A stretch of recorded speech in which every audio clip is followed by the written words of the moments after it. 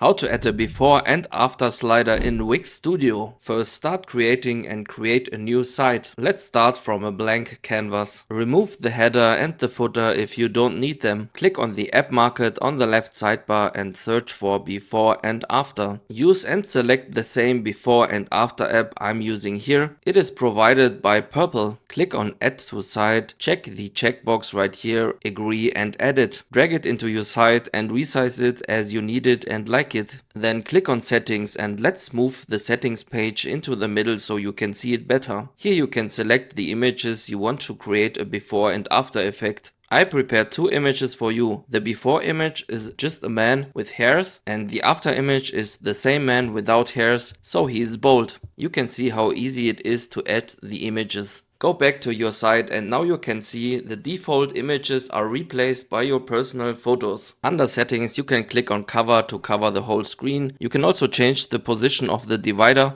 Enable and toggle on the hover to slide. Of course you also have the option to change the direction for the before and after effect, horizontal or vertical. Toggle on display labels if you want to see before and after on the right side or left side. You can also change the text for the labels, of course, and enable full screen mode. Then close the settings and click on style. Let's move the style page also to the middle to see it better. Here you can add a border radius and you can also change the dimensions and the color of your divider. Let's add a yellow color because I like the contrast between the yellow and the blue background. You can also change the handle, change the arrows or also the dimensions. If you're happy, try it out with a preview page or publish it directly.